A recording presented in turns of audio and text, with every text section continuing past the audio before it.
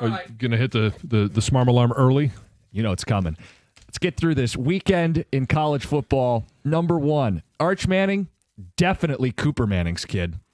Overrated. Has been in college 2 years. His grandpa says he needs another couple years. Maybe we should listen to Grandpa. John, his mechanics were sloppy. Late in the game, he did have a chance to win it. Third down, crossing route to his right as a righty. Flubs the throw. He did not look the part. Certainly didn't look like the Heisman favorite. No, and I mean, is he overrated? So I'm not going to. I'll say this is not an overreaction, but I think when you do listen to Grandpa, when you listen to some close around him, he's not the one that was creating the hype train. The Manning family hasn't been creating. In fact, they've been trying to tamp it down a little bit. What if he's just not that good? Or he's just not there yet. I think he does have certain skills that I think translate to being a good quarterback. He just didn't show it on Saturday. And it's also one game. Stuffed on the runs, inaccurate on the throws. The interception he threw was remedial. That's not a kid who's football royalty. All right, I'm saying not an overreaction too, because I mean he was overhyped. That's a fact right now. I do think there's a little bit of an overreaction and piling on going on here because I think Ohio State's got a great defense. I mean, I said it in picks on Friday. I singled out Caleb Downs, and he was crucial on the final play that stopped Texas of having any chance. I do see Manning doing things in the pocket and making some throws when they were trying to come back that I like. So I think people are going a little crazy here. Yeah, I'm not gonna. He's not dead and buried. But it's not an overreaction. I mean, was the Heisman favorite, and he's not anymore. Do you believe? Speaking of dead. Speaking of football royalty, should be dead. Alabama's dead as we know it. 5-5 in their last 10 games, rolled Tide. They lost to a team that completed 9 passes. They came in as double-digit favorites, which now, by the way, DeBoer has lost 4 times as a double-digit favorite. It happened to Saban 4 times in his entire career at Alabama. They are dead as a dominant football program. What is dead? Yeah, I mean, so as a dominant football program, they're Tennessee now. You're saying they won't make the playoffs? They're Ole Miss and Tennessee. Okay, so I would say yes. It's not an overreaction, and I still go back to I don't know what Kalen DeBoer was thinking. He was just simply thinking I can do anything, but you never want to be the guy. John, his buyout's $70 million. That's what he was thinking. I understand that he could have been king of the Northwest and stayed at Washington and had a lifetime contract. But I mean, I get, money makes the world go round. But yeah, I think Alabama is dead and buried. More money, more problems. I believe the biggest overreactions in football every year is week 1. I'm going to say this is an overreaction for now, but I can see where you're going. Doomy. Which was me saying doom with a Y at the end. Doomy. FSU will make the college football playoff. That's a big win come the end of the season when you're trying to look for those non-con statements. They won the game handily. Castellanos plus Malzahn looks like a great fit. If they can beat Miami, Clemson, or Florida, just one of those, that's a 10-2 resume with a couple nice wins.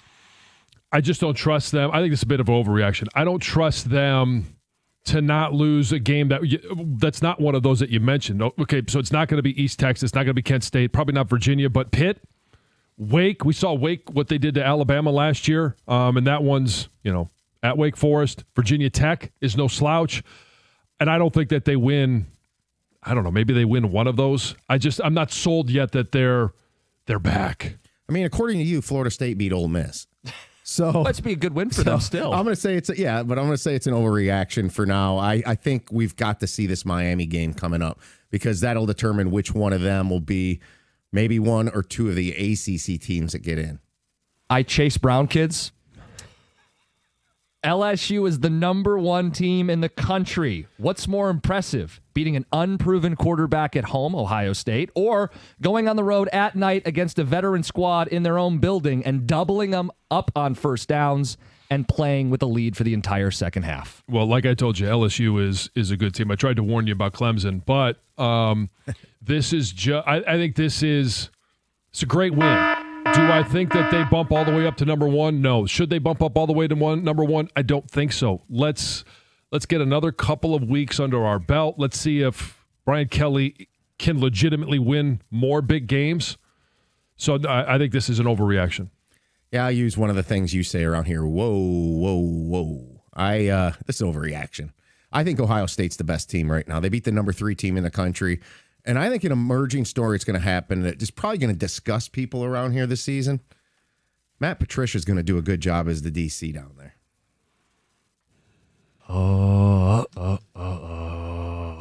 Whoa. Nico Iamaleava ruined his career by leaving Tennessee to go to UCLA.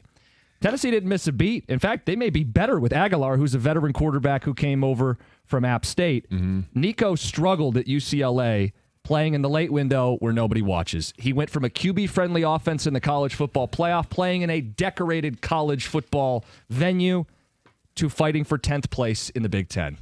Not an overreaction. I mean, if he was this great quarterback, he would elevate UCLA to being a contender in the Big Ten. Now, would they beat teams like Ohio State or Penn State or Oregon? I don't know, but they're competing with the Wisconsins, the Iowas, they're just not there. And he didn't show anything. And yeah, it's not only the move and the fact that UT didn't miss a beat. It's the fact that how it all went down as well. Perception, all of that plays into Nico Iamaleava ruining his career. Yeah, I mean, he made an extremely selfish decision, and he left a great situation for himself with a guy that could probably work with him as a QB. And then he went to a horrible place with Deshaun Foster as their head coach. Well, it's not even a selfish decision. He hurt himself. It was a dumb decision. It's the only place he could go. He was thinking me, though, and not looking, and that's what made it such a horrible decision. In addition to being a creep, he's a moron. This is the year for Miami. Carson Beck changes scenery. He's got some weapons now, and that D-line for the Canes looked the part against a quality Irish offensive line. This is the year for Miami. Now, define what this means. ACC title, playoff berth, and a chance to win a game. So, I mean, it's so hard. Is Miami back? That's what we've been asking that question for decades now. And I don't necessarily think that this is the year. I don't trust Carson Beck. He did a great job as a game manager. If he can keep that role, I also don't trust their coach. Like, he's had too many moments where he's just come up small when they needed him. And I just don't trust that they're going to run the table. They might have been one of the biggest winners this weekend, I thought. But I think it's an overreaction for now because, again, I'll just go what I said about Florida State. That game, I need to see these two teams play more football and before I even make this proclamation before that game. And how many teams from the ACC are going to get in, right? Because if Clemson, Miami, and Florida State... Clemson maybe lost to the best team in the country, according to you, though. So It's just so too soon to make too many big-time judgments for the ACC. What if the ACC is a multi-bid league, though, right? Maybe the SEC's down. Well, the SEC Big took a down hit this week, so... Yeah, I mean, yeah. Could they get 2 teams in? Sure. This is one so great. Are we sure Jordon Hudson isn't running the Tar Heel defense? 500 yards and nearly 50 points. The 48 is the most allowed by a Belichick team ever. Maybe he wasn't running the team. Gave up 48 points, which is one shy of the age gap between Jordan and Bill.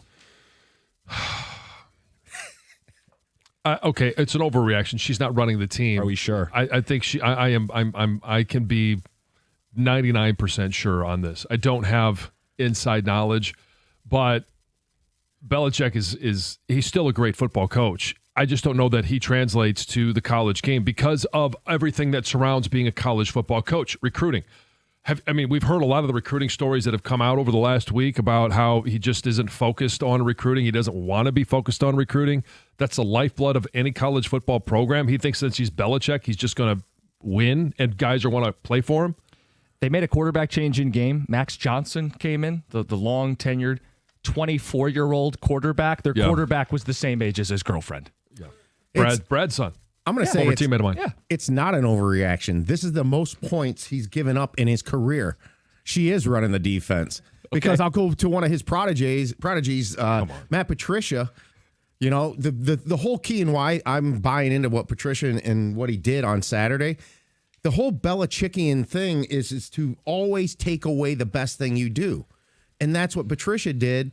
And Belichick didn't do that last night. So somebody else has got to be running the defense. Yeah, but you've got to have the players. He doesn't have the players. And if you don't have the players, you're not going to win. And more moments like this are on the horizon. Thanks, Ken Maeda. Those are your Overreact Gyms. It's 97.1.